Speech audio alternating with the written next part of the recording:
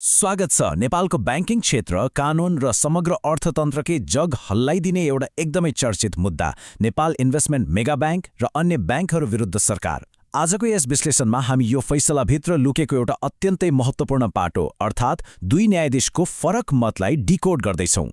आज हामी मुख्यतया यी 6वटा विषयमा चर्चा गर्दैछौँ।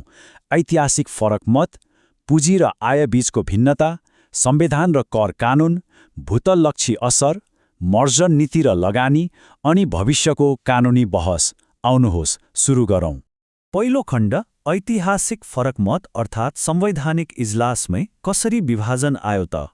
हेर्नुहोस् है, सरकारको पक्षमा निर्णय त आयो, तर अचम्मको कुरा के भने यो सर्वसम्मत थिएन। एकातिर 5 मध्ये 3 जना न्यायाधीशहरूले करको पक्षमा फैसला सुनाउनुभयो, जसलाई हामी बहुमतको फैसला भन्छौँ, तर अर्कोतर्फ माननीय न्यायाधीशहरू सपना प्रधान मल्ल र कुमार रेग्मीले यसमा पूर्ण असहमति जनाउँदै आफ्नो फरक मत राख्नुभयो। देशकै सर्वोच्च अदालतमा यति ठूलो आर्थिक मुद्दामा 2 जना न्यायाधीशको यसरी फरक मत आउनु चान्चुने कुरा होइन। यसले फैसलाभित्र कति गम्भीर कानूनी प्रश्नहरू लुकेका छन् भन्ने कुरालाई छर्लङ्ग पार्छ। अब लागौँ दोस्रो खण्डतिर, पुँजी र आय बीचको भिन्नता अर्थात् एकाउन्टिङको तर्क। माननीय न्यायाधीशहरूले राख्नुभएको फरक मतको मुख्य चुरो कुरो नै आधारभूत लेखा प्रणाली अर्थात् एकाउन्टिङमै अडेको छ। उहाँहरूको तर्क एकदम सिधा छ। शेयर प्रिमियम र ब्याङ्कहरू मर्जरमा जाँदा हुने बचत रकम भनेको पुँजी हो।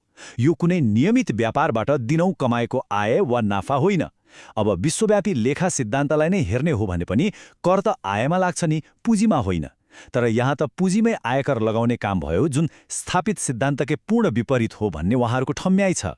तेस्रो खण्ड, संविधान र कर कानून। यहाँ हामी आर्थिक ऐनका सीमाहरूबारे कुरा गर्नेछौँ।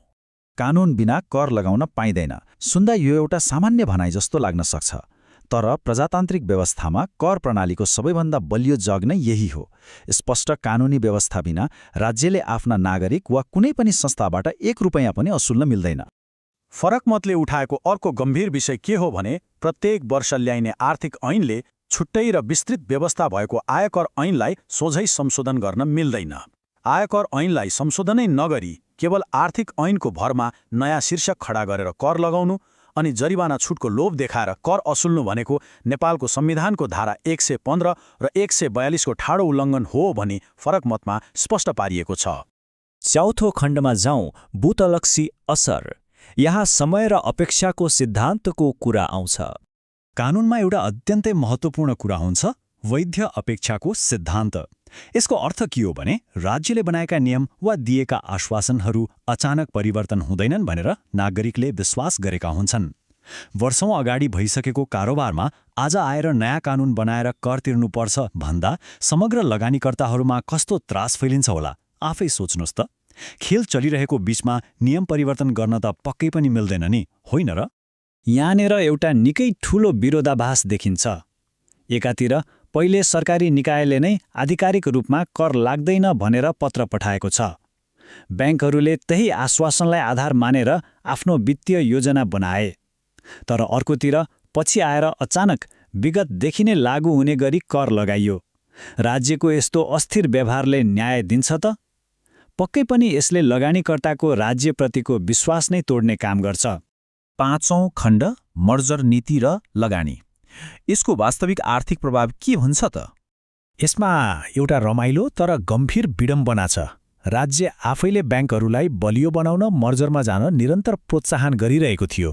तर जब ब्याङ्कहरू राज्यकै नीति मानेर मर्जरमा गए, त्यही मर्जरबाट देखिएको लाभमा कर लगाइयो।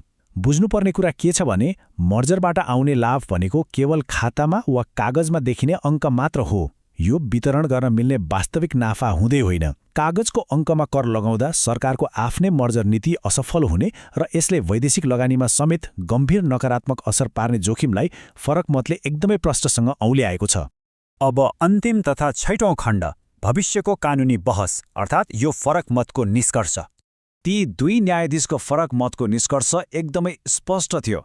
आर्थिक ऐन 2080 को दफा 26 र 27 पूर्ण रूपमा असंवैधानिक छन् र तिनलाई खारेज गरिनुपर्छ।